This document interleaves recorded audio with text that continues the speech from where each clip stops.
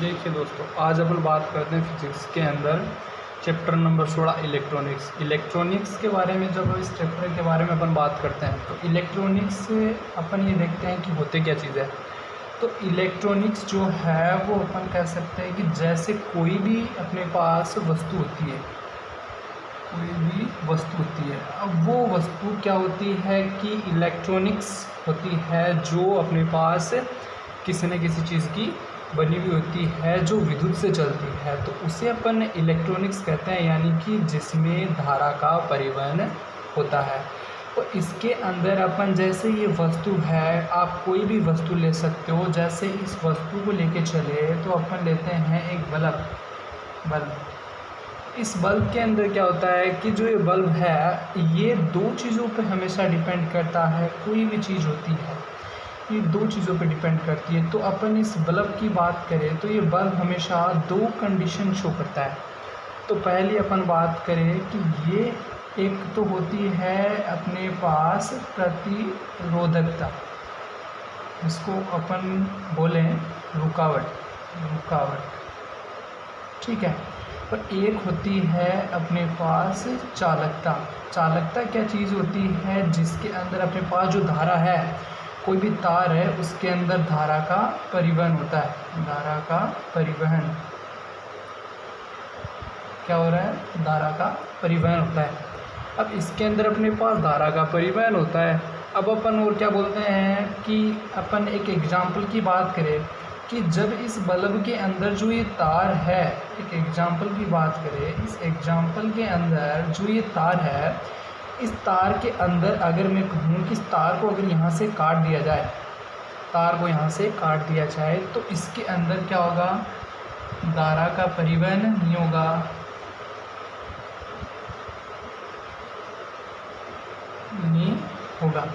क्या होगा? इसके अंदर धारा का परिवहन नहीं होगा। एक अपन बात करते हैं कि जैसे ये जो तार है, इसके अंदर ऐसा ही एक एग्जाम्पल सेकंड की बात करते हैं कि ऐसे ही एक तार और था। इस तार को अगर हम काटे नहीं और धारा का परिवहन जैसे हो रहा है वैसे होने दिया जाए, तो इसके अंदर ये क्या है? ये एक चालकता है जो धारा का निरंतर प्रयास करती है, धारा को निरंतर चलाती है। प्रतिरोधकता और चालकता कहलाती है। अब अपन कहें कि जो ये प्रतिरोधकता और चालकता के आधार पर पदार्थ को बांटे हैं, इस जो ये वस्तु थी इसको ले कि जो ये बल्ब था, इसको प्रतिरोधकता और चालकता के आधार पर अपन ने बांटा। तो अपन ने कहा कि प्रतिरोधकता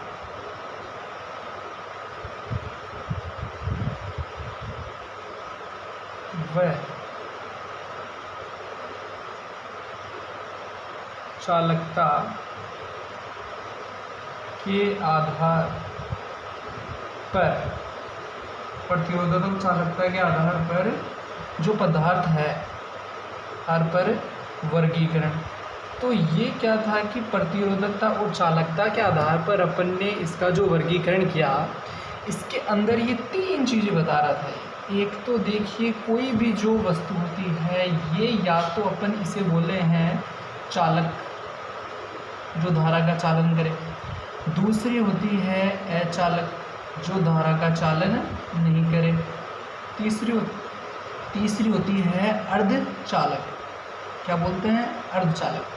इसको बोल सकते हैं अपन लोग कंडक्टर। चालक को कंडक्टर बोल सकते हैं। अचालक है, इसको अपन नॉन कंडक्टर बोल सकते हैं। जो ये अर्धचालक है, इसको अपन सेमीकंडक्टर बोल सकते हैं। अब इसके बारे में एक एक को डिस्कस करते हैं, एक एक के बारे में जानते हैं। तो अपन पहला देखते हैं कि चालक क्या चीज़ होती है। अब इस चालक को अपन एक एग्जाम्पल की सहायता से समझते हैं। क्या? एग्जाम्पल की सहायता से समझते हैं कि आखिर चालक होता क्या है। कि चालक होता है कि जैसे आपके अंदर, चलो ये बल्ब था और ये इस बल्ब का कोई तार था और यहाँ से ये किसी बल्ब से जुड़ा हुआ था।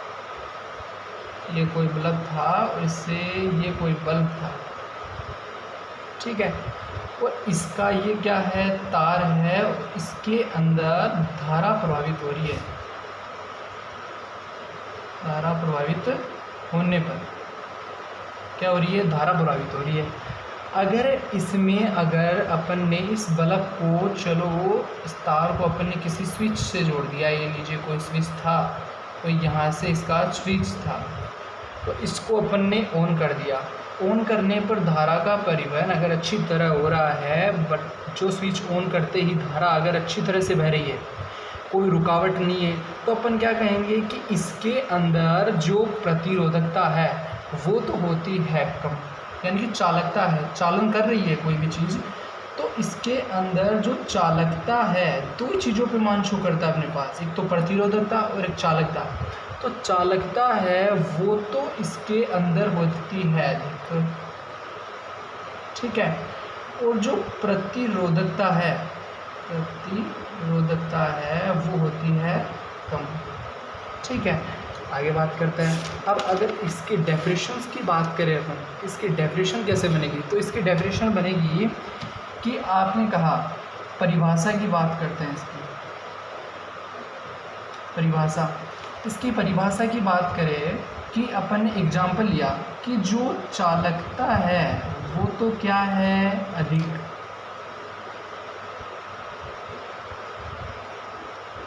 ठीक है, और जो प्रतिरोधकता है वो क्या है, कम, ठीक है।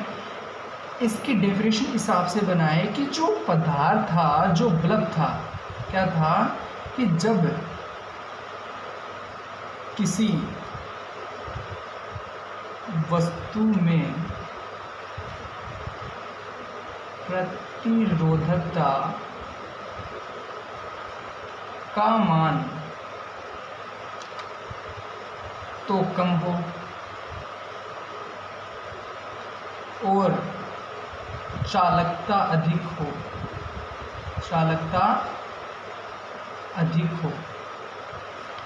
क्या कहलाता है वो, उसे ही अपन क्या कहते हैं, चालक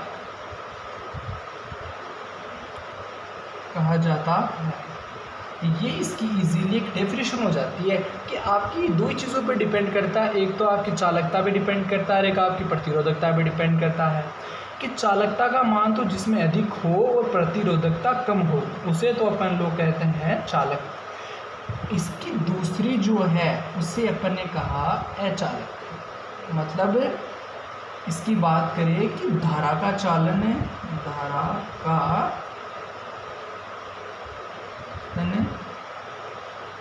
कम हो रहा है, कम हो रहा है। कैसे, देखिएगा कि इसके अंदर जैसे ये कोई तार है, ठीक है, और ये किसी बल्ब से जुड़ा हुआ है, ये लीजिए कोई बल्ब था, इससे इस बल्ब से ये तार जुड़ा हुआ है। अगर मैं इस बल्ब के अंदर जो ये तार है, इसके अंदर इस वायर को यहाँ से काट दिया जाए तो क्या धारा प्रभावित होगी, नहीं हो पाएगी। अब धारा प्रभावित नहीं होगी तो चालकता का मान तो क्या हो जाएगा, चालकता का मान तो हो जाएगा कम, और जो रुकावटें हैं, प्रतिरोधकता, वो जाती है अधिक। यानी कि अपने घरों के अंदर जो तार हैं, अगर उस तारों को ऊपर काट दें तो क्या धारा प्रभावित हो जाएगी, क्या नहीं होगी। वही चीज़ इसके अंदर शो करती है कि आपने किसी तार को काट दिया तो उसके अंदर जो वायर हैं वो जो अपने पास धारा है वो नहीं पहुंचा पाएगा, ठीक है, जिसके कारण अपने पास क्या हो गया कि बल्ब नहीं जलेगा, फ्यूज़ हो जाता है, अपन बोलते हैं उसको, क्योंकि उसके अंदर रुकावट आ जाती है। तो इसकी डेफिनेशन इजीली ऐसी बना सकते हो आप एक एग्जाम्पल की सहायता से, जो आप समझना चाहे तो इस हिसाब से समझ सकते हो। तो इसकी जो परिभाषा है वो एक समझ आते हो तो फिर सभी की डेफिनेशन अपने आप ही बन जाती है। तो अचालक है, अचालक के अंदर क्या था कि जो परिभाषा की बात करते हैं, तो जब किसी, रटना नहीं अपने को, डेफिनेशन को बस देख देख के लिखना है अपने को, कि जब किसी वस्तु में प्रतिरोधकता का मान तो हो अधिक, व चालकता का मान अधोकम क्या कहलाता है? अचालक कहलाता है, अचालक कहलाता है। ठीक है, ये होगी आपके पास इसकी। थर्ड था अर्धचालक, मतलब कि आधा तो चलेगा और आधा नहीं चलेगा, यानी कि बीच की स्टेज आ जाती है अपने पास। कैसे कि आपके पास घर के अंदर चलो कोई बल्ब था, इसका ये वायर था और ये बल्ब था, वही स्टेज अपनाते हैं कि जो ये बल्ब है, क्या है, ये बल्ब है और जो ये तार है, अपन कहते हैं कि अगर बाई चांस इसके अंदर जो ये तार है, इसके अंदर कोई रुकावट आ गई, ठीक है, यानी कि कोई वायर कट गया कहाँ से और धारा का चालन आधा हो रहा है, यानी कि धारा है वो आधी बह रही है। कितनी? धारा का मान आधा है, धारा का मान क्या है? आधा है। अब ये अर्धचालक क्या हो जाएगा कि जो प्रतिरोधकता और जो चालकता है ना, उनका मान बराबर हो जाता है। कि इसके अंदर जो एक तो अपने पास प्रतिरोधकता, ठीक है, एक थी चालकता, ठीक है। प्रतिरोधकता का मान तो इन दोनों के मध्य का मान हो जाएगा, मध्य का मान, जिसको अपन बोलते हैं कि बल्ब फ्यूज हो गया, थोड़ा थोड़ा ही जलता है, वो इस कंडीशंस के अंदर चलता है कि जो अर्धचालक है, ये जो अर्धचालक है ये इस चीज़ को शो करता है। अब अपन ने जो अर्धचालक था, ये थे अपने पास पदार्थ के प्रतिरोधकता और चालकता के आधार पर पदार्थ को बांटा। अब अपन कहते हैं कि जो ये अर्धचालक था, इसके आधार पर पदार्थ का वर्गीकरण किया गया। तो अर्धचालक है, अर्धचालक के आधार पर पदार्थ के दो सिद्धांत थे। अर्धचालक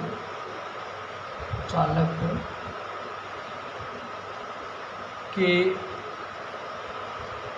आधार पर पदार्थ का वर्गीकरण। तो इसके अनुसार दो सिद्धांत दिए गए। सिद्धांत, जो साइंटिस्ट थे, जो वैज्ञानिक थे, उन्होंने दो सिद्धांत दिए किसके आधार पर? अर्धचालक के आधार पर पदार्थ का वर्गीकरण। तो अर्धचालक के आधार पर जो कंडीशन थी कि प्रतिरोधकता और चालकता के मध्य का मान था ये, ठीक है, इसके आधार पर दो सिद्धांत थे। एक तो था ऊर्जा बैंड सिद्धांत, क्या था? ऊर्जा बैंड सिद्धांत। अब देखिए, ऊर्जा बैंड सिद्धांत था और दूसरा था अपने पास बैंड सिद्धांत। क्या था? बैंड सिद्धांत। क्या था? बैंड सिद्धांत। अब अपन क्या करते हैं कि पहले की बात करते हैं ऊर्जा बैंड सिद्धांत की। ऊर्जा बैंड सिद्धांत। ऊर्जा बैंड सिद्धांत क्या होता है? देखिए, ऊर्जा बैंड सिद्धांत के अंदर कुछ जो पीरियोडिक टेबल है उसके अंदर कुछ ऐसे एलिमेंट्स थे जो इस सिद्धांत की पालना कर रहे थे। जो ये ऊर्जा बैंड सिद्धांत इसकी पालना कर रहे थे, वो कौन कौन से थे? वो देखिए कि ऐसे दो ही एलिमेंट्स थे जो इस सिद्धांत की पालना कर रहे थे। एक तो अपन कहें कि जैसे सिलिकॉन था और एक था अपने पास गैलियम, ठीक है। ऐसे दो ही जो ये एलिमेंट्स थे जो इस ऊर्जा बैंड सिद्धांत के बारे में बता रहे थे। अब जो सिलिकॉन का नंबर ऑफ मास है, सिलिकॉन का नंबर ऑफ मास 14 नंबर का एलिमेंट है, ठीक है, और जो गैलियम है वो अपने पास 34 नंबर का एलिमेंट है। तो अपन कहते हैं कि सिलिकॉन और जो गैलियम है उसके आधार पर इनके जो आरेख बनाए गए उनको समझाया गया आरेखों को कि कैसे क्या होता है। तो इसने बताया कि इस सिद्धांत को समझाया, एक्सप्लेन किया एग्जाम्पल की सहायता से। कैसे समझिएगा, बहुत अच्छा। कि एग्जाम्पल क्या कहता है कि आप एक सिलिकॉन परमाणु लेते हो, ठीक है, और इसके चारों ओर क्लास बनाते हो, ठीक है, और आपने कहा कि सिलिकॉन का नंबर ऑफ मास 14 नंबर का होता है। चलो सिलिकॉन का अपन लोग याद करते हैं। सिलिकॉन का नंबर ऑफ मास 14 होता है। तो अपन क्या करेंगे कि सिलिकॉन के अंदर जो ग्राफ है, जो कक्षा है, वो देखते हैं। तो इसका ये क्या बनाएंगे अपन लोग? ऊर्जा आरेख। क्या बनाएंगे? इसका ऊर्जा आरेख बनाएंगे। तो एक सिलिकॉन हो गया, तो पहली कक्षा के अंदर कितने इलेक्ट्रॉन आते हैं भाई? 2।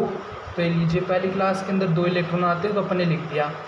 अगर कहे कि जो सेकंड क्लास है इसके अंदर कितने इलेक्ट्रॉन आते हैं? 8 इलेक्ट्रॉन आते हैं। तो चलिए 8 इलेक्ट्रॉन पढ़ देते हैं। 2 3 4 5 6 7 और 8 इलेक्ट्रॉन हो गए। अब अपन क्या करते हैं कि थर्ड क्लास है उसके अंदर इलेक्ट्रॉन कितने आते हैं? 8 इलेक्ट्रॉन आते हैं। और अपन चाहिए कितने? अपने हो गए कितने? 2 और 8 कितने हो गए? 10 और अपने को कितने चाहिए? 14। तो 4 ही चाहिए ना। तो लीजिए अपने 4 इलेक्ट्रॉन शो कर दिए। ऐसे ऐसे अपन ने बता दिया इसको अगले को कि क्या करना है। अब अपन इसका एक ग्राफ बनाते हैं। आखिर इसको ग्राफ में कैसे समझें? तो ग्राफ में समझने के लिए अपन क्या करेंगे, इसका जो ग्राफ है वो कुछ ऐसे बनाते हैं अपन लोग। कैसे कि जो ये सिलिकॉन था, जैसे इसलिए ग्राफ बनाए तो आप ऐसे एक ग्राफ बनाइएगा इस तरह का। और इस ग्राफ के अंदर क्या करना है कि आप कुछ लाइनें होती हैं, देखिएगा ये जो फर्स्ट लाइन है इस लाइन पे आप गौर कीजिएगा। ये वाली लाइन, इस लाइन को बोलते हैं प्रथम बैंड। क्या बोलते हैं इसको? प्रथम बैंड, प्रथम कक्षा। क्या बोलते हैं इसको? प्रथम कक्षा। ऐसे ही जो ये सेकंड लाइन है इसको बोलते हैं द्वितीय कक्षा। क्या बोलते हैं? द्वितीय कक्षा। ऐसे ही जो ये थर्ड लाइन है इस लाइन को बोलते हैं संयोजी बैंड। क्या बोलते हैं? संयोजी बैंड। और ऐसे ही जो ये एक लाइन ऊपर और होती है इसको बोलते हैं चालन बैंड। क्या बोलते हैं इसको? चालन बैंड। अब इस जो ये सिलिकॉन परमाणु है ये वाला, इस पे देखिए फर्स्ट क्लास ये हो गई, सेकंड क्लास ये हो गई, थर्ड क्लास ये हो गई। तो इसके अंदर भी ऐसे शो करना है कि इसकी फर्स्ट क्लास ये हो गई, इसकी फर्स्ट क्लास ये हो गई। अब इसके अंदर कितने इलेक्ट्रॉन है भाई? 2 इलेक्ट्रॉन है। तो इसके अंदर भी कितने इलेक्ट्रॉन दर्शाएंगे? चलिए 2 इलेक्ट्रॉन दर्शा दिया। और ऐसे ही सेकंड क्लास जो द्वितीय कक्षा है इसके अंदर कितने इलेक्ट्रॉन है? 8 इलेक्ट्रॉन है। 1 2 3 4 5 6 7 8। तो अपन ने 8 इलेक्ट्रॉन दर्शा दिया। 1 2 3 4 5 6 7 8 दर्शा दिए। ठीक है। ऐसे जो थर्ड क्लास है जिसको अपन ने संयोजी बैंड बोला है, क्या बोला है? संयोजी बैंड। संयोजी बैंड के अंदर कितने इलेक्ट्रॉन है? तृतीय कक्षा है तो 1 2 3 4। कितने इलेक्ट्रॉन है? 4। तो 1 2 3 और 4 इलेक्ट्रॉन हो गए। ऐसे कैसे? तो इसको क्या बोल दिया? संयोजी बैंड। और चालन बैंड के अंदर कोई इलेक्ट्रॉन नहीं होता, केवल संयोजी बैंड ये तय करता है कि चालन बैंड के अंदर इलेक्ट्रॉन देना है या नहीं देना। ठीक है। अब आगे बात करते हैं। ये तो था अपने पास ऊर्जा बैंड सिद्धांत। क्या है? ऊर्जा बैंड सिद्धांत। अगर ये पूछ ले कि अगर सिलिकॉन जो परमाणु है, कि अपन बोले कि जो सिलिकॉन परमाणु है, जो ये सिलिकॉन परमाणु है, इस सिलिकॉन परमाणु अगर 2 या 2 से अधिक हो, सिलिकॉन 2 या 2 से अधिक हो, क्या सिलिकॉन परमाणु 2 या 2 से अधिक हो तो क्या करेंगे? अगर सिलिकॉन परमाणु 2 या 2 से अधिक है तो अपने पास कोई डरने की ज़रूरत नहीं है। आप सीधा सीधा 3 सिलिकॉन बनाइए। आप पहले 1, ठीक है, इससे कक्षा बनाइए आप, जैसे अपन ने फर्स्ट की बनाई थी 1 2, कितनी कक्षा बनाई थी? 3। तो ठीक है, इसकी भी अपन ने 3 क्लास बना दी। ठीक है। एक सिलिकॉन 2 या 2 से अधिक सिलिकॉन है तो एक सिलिकॉन यहाँ ले लीजिए, 1 2 और 3। ऐसे अपने पास सिलिकॉन हो गए। ठीक है। ऐसे थर्ड सिलिकॉन यहाँ ले लिया जाता है तो 1 2 और 3 सिलिकॉन हो गए। ठीक है। तो ये अपने पास क्या हो गए? सिलिकॉन कितने हो गए? 3 हो गए। ठीक है। अगर ये तो हो गया इनका क्या? आरेख। क्या हो गया? इसको तो अपने क्या बोला? ऊर्जा आरेख। ऊर्जा आरेख। ठीक है। इसका जो ग्राफ है वो कैसे बनेगा? ग्राफ देखिएगा, ग्राफ वैसे ही कंडीशंस होगी, ये वाली लाइन तो सेम आएगी। ठीक है। अब इस लाइन के अंदर एक सिलिकॉन था तो अपन ने एक लाइन खींची थी। ठीक है। अब सिलिकॉन कितने हैं? 1 2 3 सिलिकॉन है तो अपन क्या करेंगे? 2 और 3, तो ये सिलिकॉन बन के अपने पास क्या होता है, एग्रा बन जाता है। ऐसे ही थर्ड की बात करें तो इसको तो अपन ने क्या बोला था, प्रथम कक्षा, ठीक है। और ऐसे ही जो सेकंड है जिसके अंदर 3 सिलिकॉन थे उसके अंदर भी 3 लाइन खींच देते हैं, जैसे सिलिकॉन जितने हो उतनी अपन लाइन खींच देंगे, तो इसको बोलेंगे द्वितीय बैंड। क्या बोलते हैं, द्वितीयक बैंड। और ऐसे ही थर्ड जो संयोजी बैंड था, क्या बोलते हैं, संयोजी बैंड, तो उसके अंदर भी ये 3 कंडीशन तो सारी सेम शो करेगी क्योंकि सिलिकॉन कितने हैं, 3 है, तो इसको क्या बोलेंगे, संयोजी बैंड, ठीक है। और ऐसे ही जो फोर्थ है 1 2 3 लाइनें शो कर देते हैं, 3 सिलिकॉन है, 4 हो तो 4 कर देंगे, 5 है तो 5 कर देंगे, 6 तो 6 शो कर देंगे। इसको बोलते हैं चालन बैंड। क्या बोलते हैं, चालन बैंड। आप इनका बार बार रिवाइजेशन करोगे या निकालोगे रफ के अंदर प्रैक्टिस करोगे तो ये आपके जल्दी से जल्दी याद हो जाएंगे, फिर आपकी आदत पड़ जाएगी, तो ये चालन बैंड हो जाएगा। फिर ऐसे ग्राफ बनता है, तो ये हो जाता है अपने पास ऊर्जा बैंड सिद्धांत, ठीक है।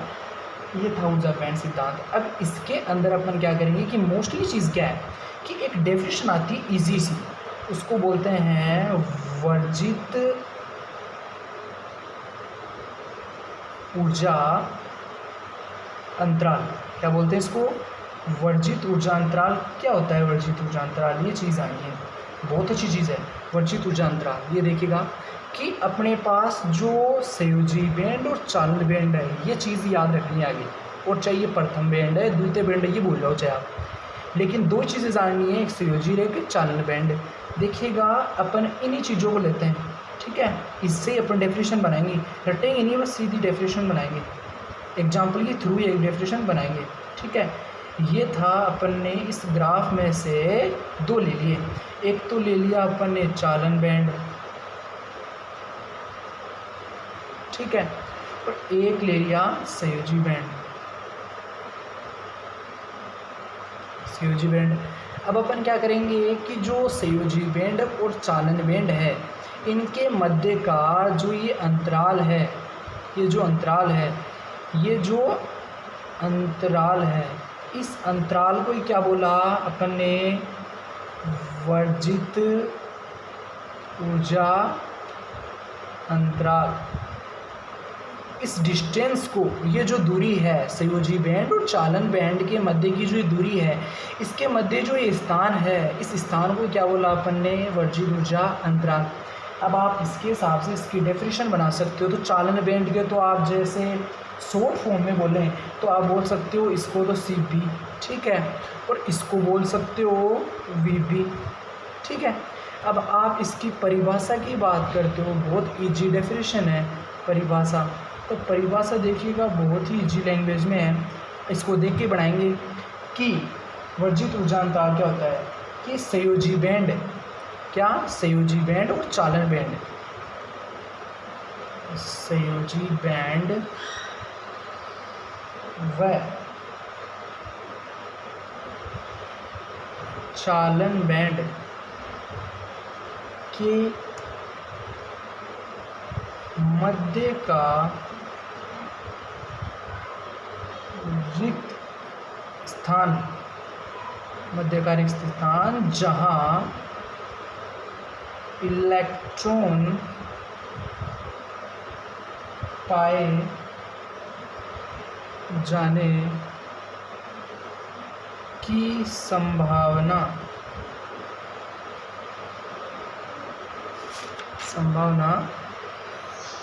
बहुत कम हो, उसे क्या कहते हैं अपन लोग, वर्जित ऊर्जा अंतराल, वर्जित ऊर्जा अंतराल कहा जाता है। कि जो संयोजी बैंड है और जो चालन बैंड है उसके मध्य का जो ये रिक्त स्थान है उसे क्या कहा, वर्जित ऊर्जा अंतराल का। ये तो डेफिनेशन ये लिख दीजिए। या एक होती है कि संयोजी बैंड और चालन बैंड के मध्य का जो ये स्थान है, रिक्त स्थान है, इसे क्या बोलते हैं, वर्जित ऊर्जा अंतराल बोलते हैं, ठीक है। अब बात आती है अपनी कि वर्जित ऊर्जा अंतराल के आधार पर पदार्थ का वर्गीकरण करते हैं। किसके आधार पर, वर्जित ऊर्जा अंतराल के आधार पर। तो देखिएगा वर्जित ऊर्जा अंतराल के आधार पर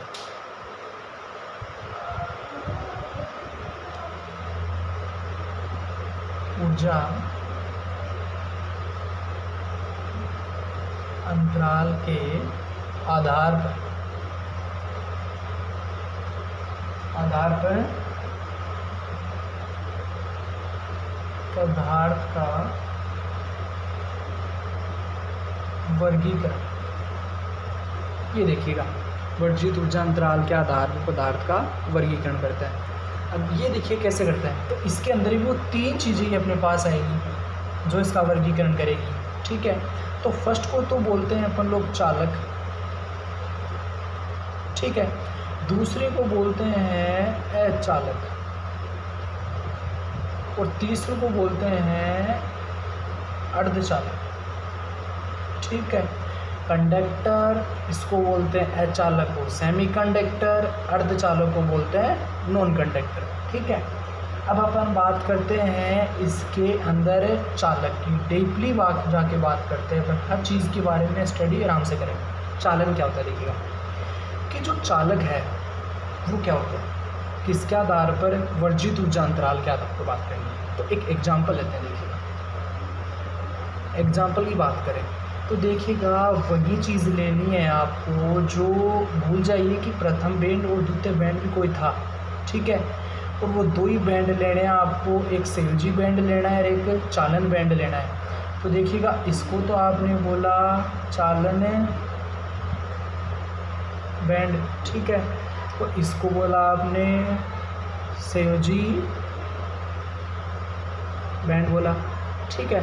अब ये क्या कह रहे हैं कि चालक क्या होता है, तो चालक की सीधी डेफिनेशन है कि संयोजी बैंड और चालन बैंड है, इसके मध्य का जो ये रिक्त स्थान है, ये रिक्त स्थान है, ये रिक्त स्थान है वो होता है कितना, 0 इलेक्ट्रॉन वोल्ट। कितना हो, 0 इलेक्ट्रॉन वोल्ट हो, इलेक्ट्रॉन वोल्ट हो। क्या, वर्जित ऊर्जा अंतराल,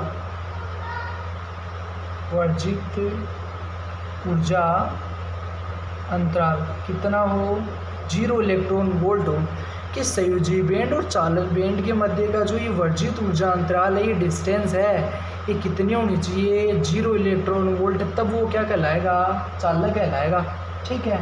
तो अपन ऐसे भी लिख सकते हैं कि डेल Eg बराबर हो सकता है 0 इलेक्ट्रॉन वोल्ट, ठीक है, 0 इलेक्ट्रॉन वोल्ट। अब देखिएगा 0 इलेक्ट्रॉन वोल्ट, जो डेल Eg किसे कहा है, कि जो वर्जित ऊर्जा अंतराल है, वर्जित ऊर्जा अंतराल है, इस वर्जित ऊर्जा अंतराल को डेल Eg के द्वारा शो कर सकते हैं। और जो चालन बैंड है उसको आप किसके द्वारा शो कर सकते हो, Cb के द्वारा शो कर सकते हो। और जो संयोजी बैंड है उसको आप Vb के द्वारा शो कर सकते हो, ठीक है। किसके द्वारा, Vb के द्वारा शो कर सकते हो। अब अपने पास क्या है कि इसकी डेफिनेशन की बात कर देते हैं, ये नॉर्मल बातें थी तो आपको पता होनी चाहिए, ठीक है। अब क्या कह रहा है कि इसकी डेफिनेशन देखिए, आप इस एग्जांपल से खुद ही बना दोगे, हर की आप अपन एग्जांपल से डेफिनेशन बनाएंगे ताकि आपको इजी लगे, ठीक है। तो देखिएगा कि संयोजी बैंड और चालन बैंड, तो बोलेंगे कि वे पदार्थ, आप इसको एक पदार्थ मान के चले, इस चित्र को एक पदार्थ मान के चले। तो देखिएगा परिभाषा बनाए कि वे पदार्थ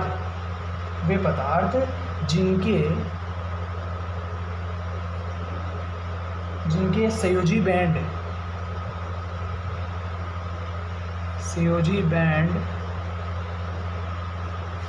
व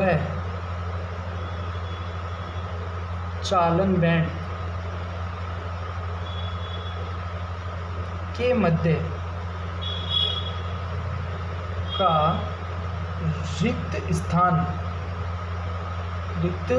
जो ये रिक्त स्थान है बीच का रिक्त स्थान 0 इलेक्ट्रॉन वोल्ट हो, 0 इलेक्ट्रॉन वोल्ट हो, उसे अपन लोग क्या कहेंगे, चालक कहते हैं। तो इजीली जो डेफिनेशंस है वो आप इससे बना सकते हो, रटने की कोई ज़रूरत नहीं है कि संयोजी बैंड और जो चालन बैंड है इसके मध्य का जो ये रिक्त स्थान है ये अगर 0 इलेक्ट्रॉन वोल्ट होता है तो उसे तो अपन बोलते हैं चालक। ठीक है, अब दूसरा होता है अपने पास अचालक। क्या होता है? अचालक। दूसरे को क्या बोलते हैं? अचालक। क्या बोलते हैं? अचालक। देखिएगा अचालक क्या होता है कि एग्जाम्पल लेते हैं, वही चीज़ है, एक समझ गए तो सारे समझ जाओगे।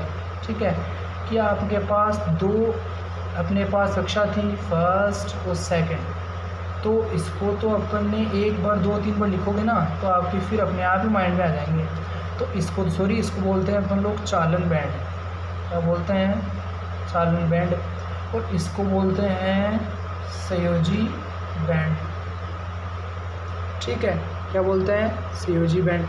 अब क्या बोलते हैं कि जो ये संयोजी बैंड और चालन बैंड के मध्य जो ये रिक्त स्थान है ये कितना होना चाहिए? ये होना चाहिए 5 इलेक्ट्रॉन वोल्ट। कितना हो? 5 इलेक्ट्रॉन वोल्ट। तो वो क्या कहलाएगा? अचालक। कि संयोजी बैंड और चालन बैंड के मध्य का जो ये रिक्त स्थान है, जो ये वर्जित ऊर्जा अंतराल है, ये 5 इलेक्ट्रॉन वोल्ट होना चाहिए, उसे क्या बोलेंगे? अचालक। चलो बात करते हैं परिभाषा की। आप बताना, डिफिनेशन बहुत ईजी लैंग्वेज में देखिए, हर कोई बना सकता है। तो हर कोई कैसे बना सकता है? कि वे पदार्थ जिनके संयोजी बैंड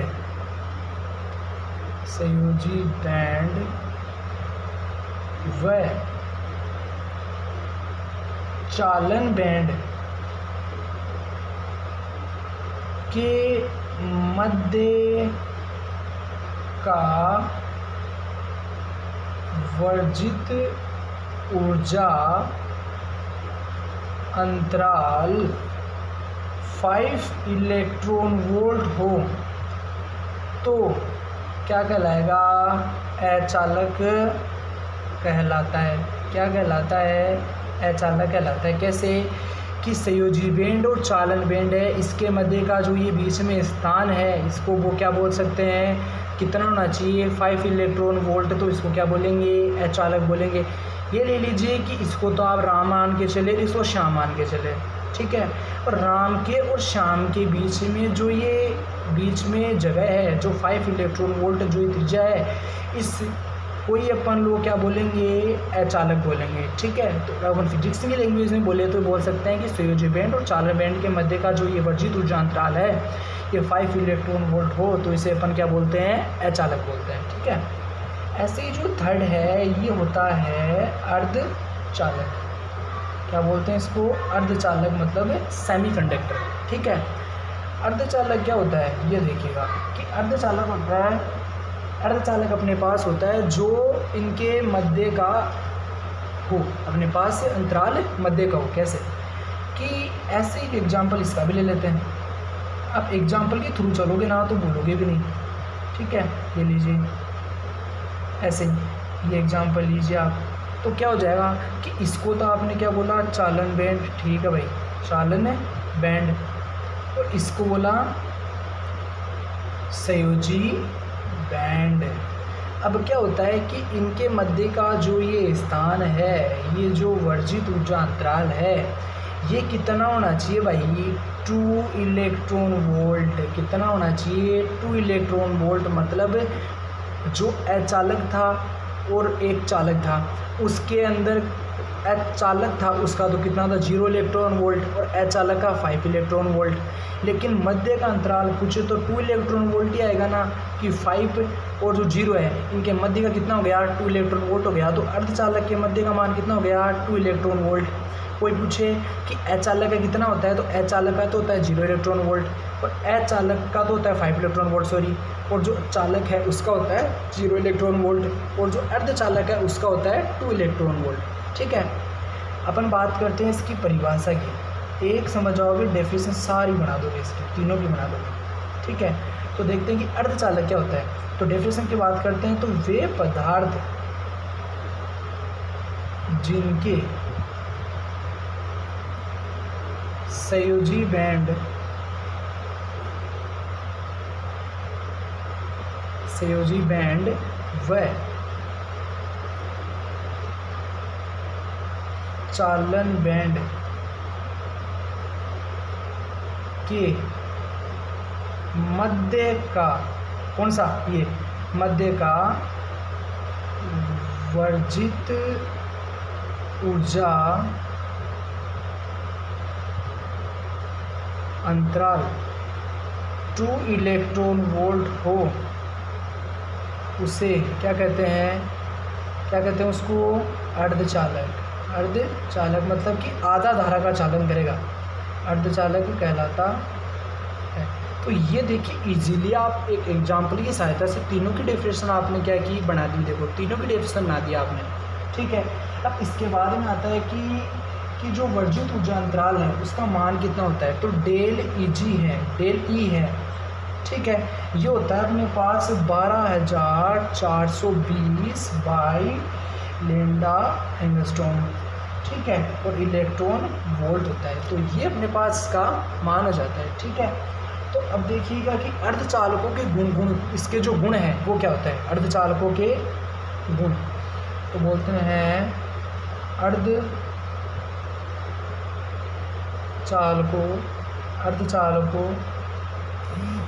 के जो गुण हैं वो क्या है।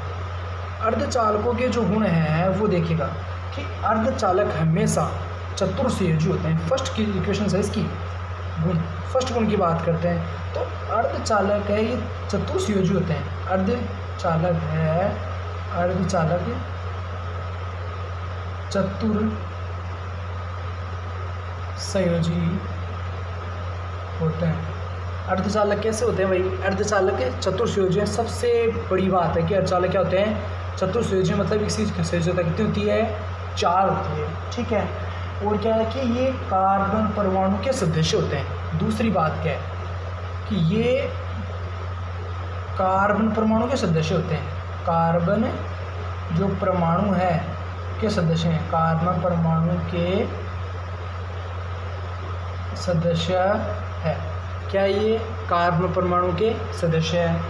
फिर जैसे कैसे कि जो सिलिकॉन है अर्धचालकों के अंदर वो तो शो करता है चालक, जो कार्बन है, ठीक है। और जो सिलिकॉन और जो ये गैलियम है ये शो करते हैं अचालक, ठीक है। और अपने पास ऐसे 2 एलिमेंट और है जो अपने पास शो करते हैं अर्धचालक। क्या, अर्धचालक शो करते हैं, ठीक है। क्या करते हैं, अर्धचालक शो करते हैं। अब अपन क्या कहेंगे कि एक तो ये हो गया पॉइंट।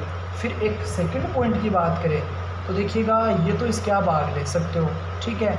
सेकंड पॉइंट की बात करते हैं तो सेकंड पॉइंट क्या होता है कि अर्धचालक चतुर्संयोजी होते हैं तो पता चल गया, लेकिन अन्य 4 परमाणु के साथ साझा करके ये बंध बनाते हैं। कितने, 4 परमाणु के साथ साझा करके ये बॉन्ड बनाता है कि अन्य 4 परमाणु के साथ साझा कर बंध बनाते हैं, ठीक है, बंध बनाते हैं। एक एग्जांपल लेंगे जिसकी सहायता से अपने सारे समझ में आएंगे, ठीक है। अर्धचालक एक कंडीशन श्योर होती है कि अर्धचालक है ये क्या होते हैं कि FCC के होते हैं। अर्धचालक की संरचना है, इनकी जो संरचना है अर्धचालक की जो संरचना है ये संरचना कैसी होती है, FCC की होती है। क्या होती है, FCC की, मतलब फलक केंद्रीय, फलक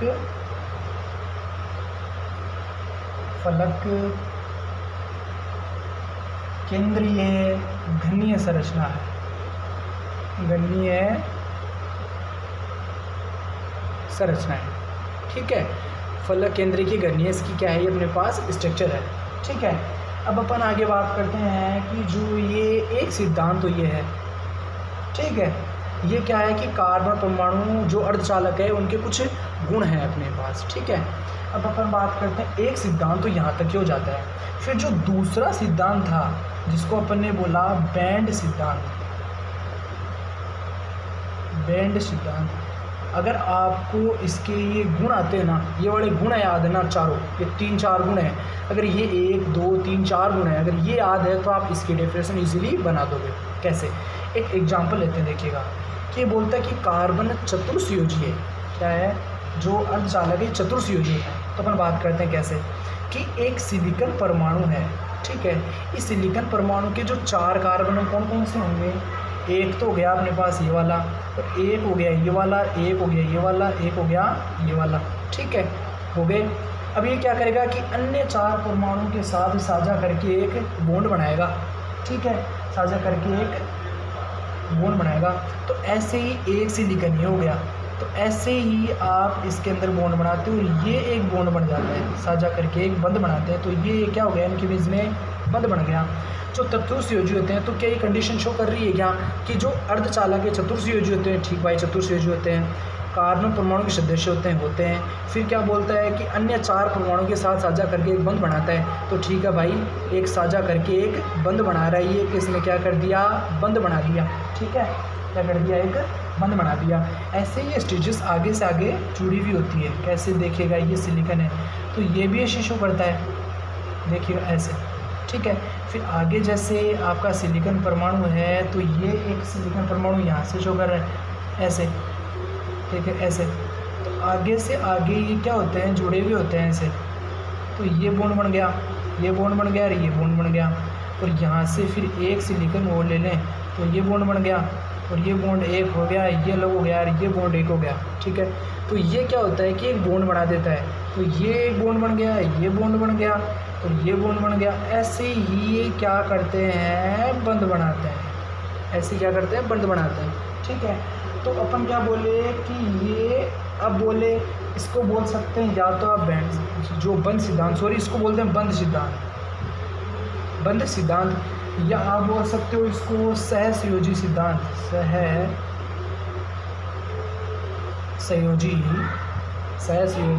सिद्धांत, सहसंयोजी सिद्धांत। इसकी डेफिनेशन की बात करें, ये तो था एग्जाम्पल आपको समझाने के लिए, ठीक है, कि जो कार्बन था वो चतुर्संयोजी होता है, तो 1 2 3 4 संयोजी होता है।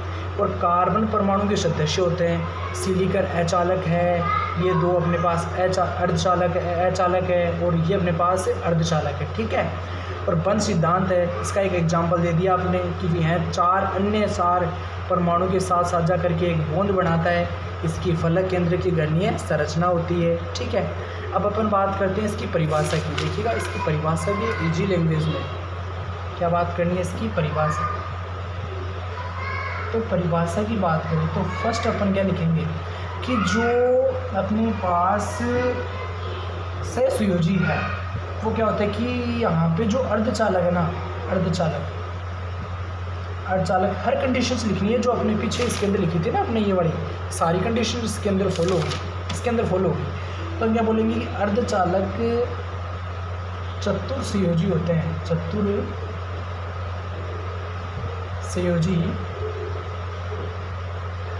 होते हैं, तथा अर्धचालक क्या होते हैं? चतुर्संयोजी होते हैं, तथा इसके बाह्यतम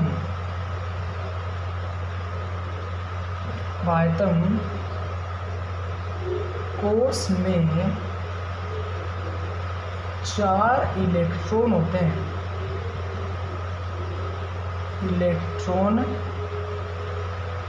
हैं, और एक क्रिस्टल का निर्माण करता है, और यह है अन्य बंध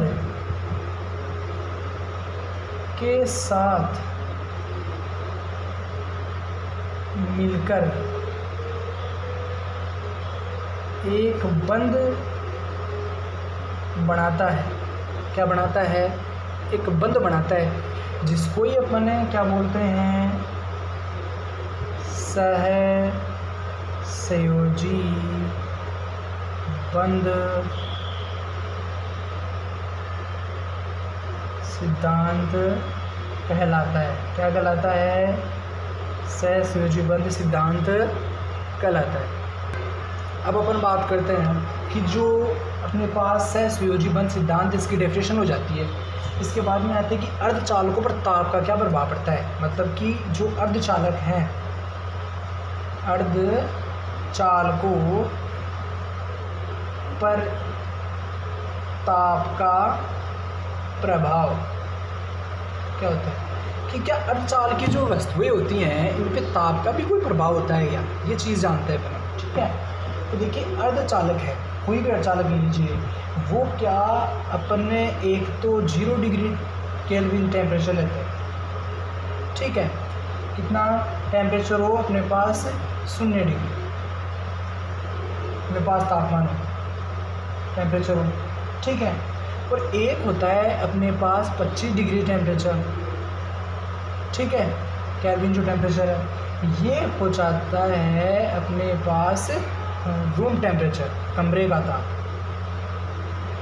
कमरे का ताप कितना होता है 25 डिग्री सेंटीग्रेड होता है। ठीक है, और 0 डिग्री ताप है अपने पास कोई वस्तु होती है समझिए, या आप ये बोल सकते हो कि इसके अंदर कुछ बैंड की सहायता समझते हैं इसको। कैसे देखिएगा, ये तो था अपने पास चालन बैंड, ये था अपना संयोजी बैंड। ठीक है, दोनों की कंडीशन एक साथ शो करेंगे अपन, चालन बैंड और ये था संयोजी बैंड। क्या था, संयोजी बैंड। अब अपन ने क्या बोला कि इसके अंदर इलेक्ट्रॉन है। भाई संयोजी बैंड के अंदर इलेक्ट्रॉन है अपने पास, कितने 4 इलेक्ट्रॉन थे। 4 इलेक्ट्रॉन किसके अंदर थे, संयोजी बैंड के अंदर 4 इलेक्ट्रॉन है। अब भाई ये संयोजी से चालन बैंड के अंदर जाएंगे कब, जब इनके पास कोई ऊर्जा होगी। अब भाई 0 डिग्री केल्विन टेम्परेचर है तो ऊर्जा नहीं है, तो ऊर्जा अपने पास क्या है, नहीं है। तो क्या इलेक्ट्रॉन है वो संयोजी से चालन बैंड में जा पाएगा, क्या नहीं जा पाएगा। वही बात है, अगर कोई लड़का है, चलिए कोई लड़का है, ठीक है, इलेक्ट्रॉन कोई लड़का है, इससे कहा जाए कि तेरे को मार्केट जाना है, ठीक है, तेरे को यहाँ मार्केट जाके आना है, तो ये नहीं जाएगा क्योंकि इसके पास एनर्जी नहीं है। लेकिन आप इसको 5 रुपये देते हो, फिर कहते हो तेरे को मार्केट जाना है, तो ये चला जाएगा क्योंकि उसके पास क्या आ जाएगी, एक एनर्जी आ जाएगी जिसकी सहायता से चला जाएगा। अब भाई 0 डिग्री केल्विन टेम्परेचर है, कोई ऊर्जा ही नहीं मिल रही, तो ये इलेक्ट्रॉन संयोजी से चालन बैंड के अंदर कैसे जाएगा, ये बात ही है। और ये होता है एक केल्विन टेम्परेचर, जो 25 डिग्री सेंटीग्रेड टेम्परेचर है, कुछ तो है। तो अपन क्या होगा कि इसके अंदर तो इलेक्ट्रॉन क्या होगा, चला जाएगा। कि ये तो था अपने पास चालन बैंड, ये था संयोजी बैंड। ठीक है, इसको तो बोला चालन बैंड और इसको अपन ने बोला संयोजी बैंड, संयोजी बैंड। अब अपन क्या हुआ कि ये अब जो इलेक्ट्रॉन्स होगा वो क्या, ये जो इलेक्ट्रॉन्स है क्या इसमें प्रवेश कर जाएंगे कि वो बताओ, ऊर्जा है कि नहीं है बताओ, ऊर्जा है, कितनी है अपने पास 25 डिग्री सेंटीग्रेड अपने पास एनर्जी है, 25 डिग्री सेंटीग्रेड अपने पास क्या एनर्जी है, तो क्या इलेक्ट्रॉन तो चला जाएगा क्योंकि कुछ ना तो एनर्जी है जिसके अंदर इलेक्ट्रॉन चले जाएगा। इसके अंदर तो इलेक्ट्रॉन वोल्ट थी, इसके अंदर कितनी है 25 डिग्री सेंटीग्रेड अपने पास एनर्जी है जिसकी सहायता से ये इलेक्ट्रॉन इसमें से चले जाएंगे। ठीक है, ये बात है, बच्चे को आपने 5 रुपये दे दिए तो उसके पास एनर्जी आ गई कि मैं ये काम कर सकता हूँ। ठीक है, और ये उसने क्या किया, यहाँ से इलेक्ट्रॉन इस जगह पे पहुँचा दिया, तो इलेक्ट्रॉनों को यहाँ पे एनर्जी मिली। एनर्जी मिलने के बाद ये संयोजी से चालन बैंड के अंदर पहुँचे। इसके अंदर 0 इलेक्ट्रॉन एनर्जी थी जिसके कारण ये संयोजी बैंड से चालन बैंड के अंदर नहीं जा पाए। ठीक है, ये था अर्धचालकों पर ताप का प्रभाव कि 0 डिग्री टेम्परेचर पे अर्धचालकों पर क्या प्रभाव पड़ता है। एक 25 डिग्री अपने पास जो ये तापमान है, इस पे अर्धचालकों पर क्या प्रभाव पड़ता है। अब आता है कि होल की अवधारणा क्या है, कि होल की अवधारणा कि जब बंड टूट, अब हम आते हैं संयोजी बैंड। चलिए पहले संयोजी बैंड की बात